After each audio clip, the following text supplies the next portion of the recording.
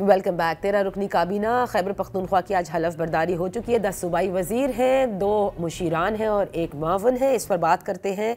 In focus है शौकत यूसुफजई साहब, साबिक सूबाई वजीर। बेहद शुक्रिया for joining us. Shaukat Yousafzai साहब, बिलाखिर वो देर आए दुरुस्त आए, लेकिन कुछ इतनी ख़ास तब्दीली नहीं। वही लोग, हम तो समझे थे कि शायद सुहेल आफरीदी साहब अपनी एक कोई काबीना ऐसी तश्कील करेंगे जिसमें मुख्तलिफ किस्म के चेहरे होंगे, तो इसका मतलब अली अमीन की काबीना भी बिल्कुल दुरुस्त काम कर रही थी, तभी इस पर पार्टी ने अभी तक ट्रस्ट किया हुआ है। सिर्फ एक वाहिद वजीर आला की चेंज हुआ है। बिस्मिल्लाहिर्रहमानिर्रहीम, बहुत शुक्रिया। बस देखिए, पार्टी के फैसले हैं और पार्टी ने फैसला किया और अली अमीन गड्डापुर साहब जो है वो उन्होंने रिजाइन कर दिया। सुहेल अफरीदी भाई आ गए हैं। अब देखना ये कि मौजूदा जो चैलेंजेस हैं उससे कैसे निपटना है वो अभी पता चल जाएगा।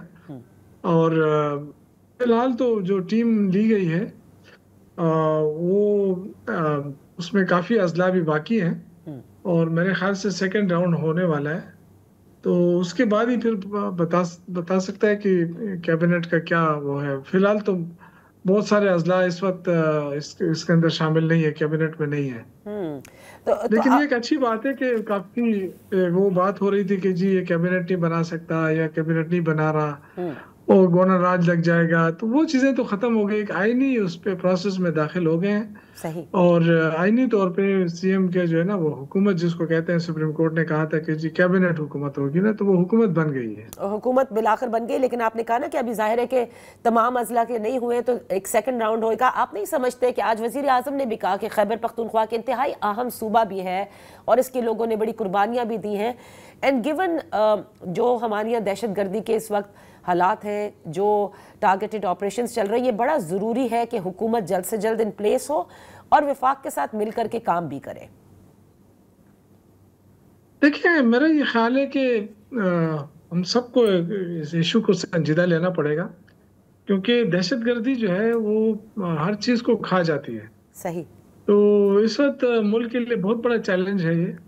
और ये सिर्फ दहशतगर्दी अंदरूनी नहीं है, बल्कि इस वक्त तो पाक अफगान बॉर्डर को देखें, पाक इंडिया बॉर्डर को देखें, तो मशरकी मगरबी दोनों बॉर्डर जो है वो इस वक्त थ्रेट में है।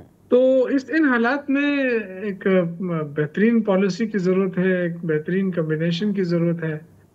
तो आई थिंक कि अब देखना ये पड़ेगा कि वफाकी हुकूमत कितनी रिस्पॉन्सिबिलिटी लेती है, क्योंकि अभी तक तो अगर हम देखें तो वफाकी हुकूमत की तरफ से कोई ताउन नहीं आया है। एक सीएम की मुलाकात ही नहीं करा सकी गवर्नमेंट, बार बार उसमें रुकावटें डालती रही। सर, ताउन का अगर आप जिक्र कर रहे हैं, कता कलामी माफ, एक अहम इजलास में सुहेल आफरीदी साहब इस मुलाकात को लेकर कंडीशन उन्होंने रखी थी, नहीं उन्होंने हिस्सा लिया।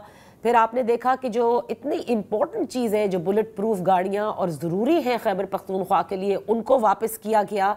तो हर चीज़, आपको नहीं लगता कि इस वक्त जो हालात हैं उसमें सियासत मिनिमम होनी चाहिए और सबसे ज़्यादा मलूज़ खातिर खैबर पख्तूनख्वा के अवाम है और उनका तहफ़्फ़ुज़ है?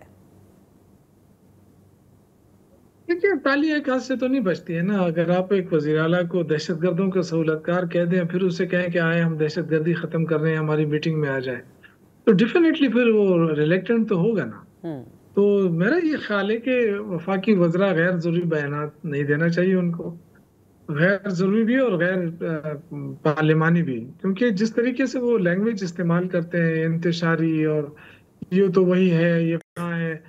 देखिए, इस वक्त अच्छा लहजा इस्तेमाल करना चाहिए। इस वक्त ताउन की ज़रूरत है और बगैर सूबाई हुकूमत को एतमाद में लिए बगैर कोई भी पॉलिसी कामयाब नहीं हो सकती। ज़बरदस्ती आप कोई भी पॉलिसी बना लें, लेकिन वो कामयाब नहीं हो सकती है। तो बेहतर तो यही है ना कि ये फ्रंट लाइन सूबा है, हसास सूबा है और नया वजीर आला है, तो होना तो ये चाहिए था कि अगर पहले से आपको कोई गिले शिकवे थे, तो अब तो नई हुकूमत आ गई थी, तो इनके साथ तो इनको बैठना चाहिए था, अच्छे वर्किंग रिलेशन बनानी चाहिए थी। जिस तरह प्राइम मिनिस्टर ने कॉल की और मुबारकबाद दी, इसी तरह अगर वो रोड़े ना अटकाते हुकूमत उनके राह में, वज़ीर आला बनने में, फिर वज़ीर आला का हलफ लेने में, तो वो ना बनाते रुकावट है, तो मेरे ख्याल से आज हालात थोड़े से मुख्तलिफ होते हैं। ओके। लेकिन जो कन्फ्रंटेशन वफाकी हुकूमत के वज़रा ने शुरू की, उससे नुकसान हो रहा है। मैं खुद ये समझता हूँ कि नुकसान हो रहा है,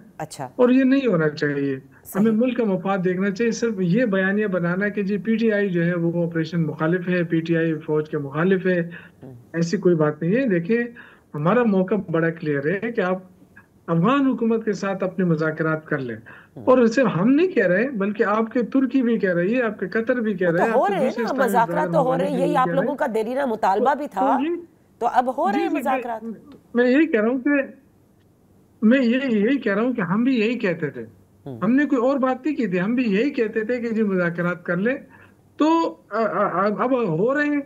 तो उसमें मेरा जाती ये ख्याल है कि हमें अपनी तैयारी तो करनी चाहिए, हमें कौम को मुतहद करना चाहिए, कौम को एतमाद में लेना चाहिए, लेकिन साथ साथ हमारे जो वज़रा हैं, देखें जहाँ पे मुज़ाकरात होते हैं ना, तो वहाँ पे थोड़ा सा जो बयानात होते हैं वो भी काफ़ी असरअंदाज होते हैं। सही। तो ये जो अल्फाज का वो है चुनाव, इसका बहुत लाजमी है मेरे ख्याल से।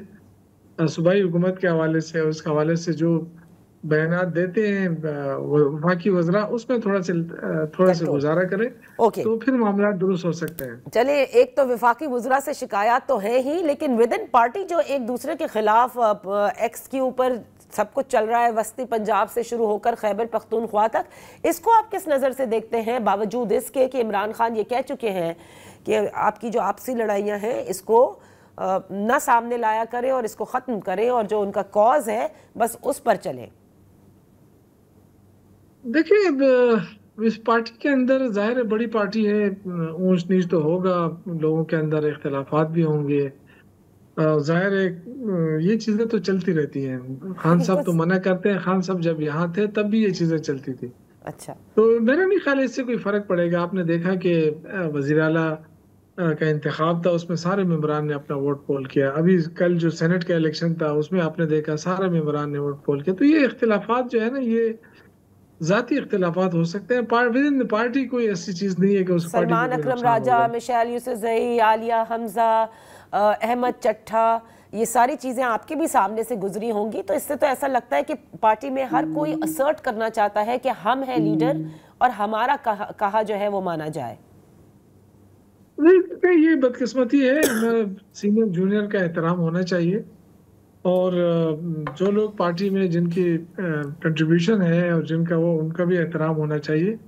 ठीक है, उनके पास कोई ओहदे हैं या नहीं है, लेकिन कम से कम उनकी पार्टी के लिए कंट्रीब्यूशन एक ज़माने में रही है, और वो होना चाहिए। लेकिन कुछ हमारे है, बिल्कुल इसमें कोई शक नहीं है, बाज़ इख्तिलाफात ऐसे हो जाते हैं।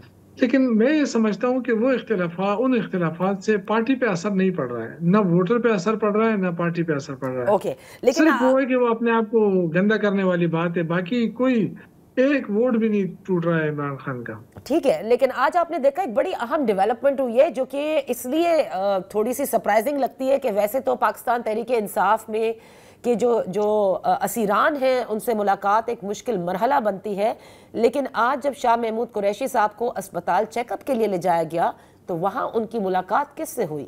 फवाद चौधरी साहब से, महमूद मौलवी साहब से और इमरान इस्माइल साहब से। क्या आपको लगता है, व्हाट इज कुकिंग? ये मैंने भी देखा है, और जाहिर है कि पुराने कुलीग हैं, अगर उस हिसाब से गए हैं तो ठीक है, लेकिन अगर किसी का मैसेज लेकर गए हैं तो कुछ कहा नहीं जा सकता है। जाहिर है अब जो डेवलपमेंट्स हो रही हैं, नवंबर की बातें हो रही हैं, तो एस्टेब्लिशमेंट भी सरगर्म हो गई होगी शायद, और उन्होंने अपने जो लोग हैं या जो भी हैं, लेकिन उसमें मैं अभी इसलिए कुछ नहीं कह सकता कि फवाद चौधरी, और हो सकता है कि इनके पुराने जो ताल्लुकात है उस बुनियाद के ऊपर गए हों, क्योंकि हो पुराने भी सकता ताल्लुकात है। बिल्कुल हैं, लेकिन चेकअप के लिए जाते हुए कराची से महमूद मौलवी भी मिलने, इमरान इस्माइल भी कराची के हैं, वो भी चले जाएं और फवाद चौधरी इस्लामाबाद से फ़ौरन पहुंच जाएं। ये बातें थोड़ी समझ में आती हैं जिस किस्म की सियासत हमारे यहाँ होती है। सो मे बी शाह महमूद को शायद कोई रोल देना हो। महमूद साहब जो है ना, मौलवी महमूद साहब के साथ तो मेरी भी मुलाकात हुई है। मैं था पिछले महीने मदीना में था, और हम मदीना में इकट्ठे हुए, काफी देर तक बैठे रहे, गपशप लगाई। तो ये तो देखें, इससे तो कोई ये तासुर न लिया जाए। हो सकता है, मेरा ख्याल ये है कि हो सकता है कि अगर अपोजिशन, इनको किसने टास्क दिया होगा, आप जाहिर है स्टेब्लिशमेंट ने टास्क दिया, आप ये समझते हैं या ये सोचते होंगे, लेकिन मेरा ख्याल है कि ये जाती ताल्लुकात की बुनियाद पर गए होंगे। सही, चलें ये चीज़ें फिर और खुलकर सामने आ जाएंगी। बहुत बहुत शुक्रिया शौकत यूसुफ ज़ई साहब for being with us on the show. वक्त हुआ है एक ब्रेक का।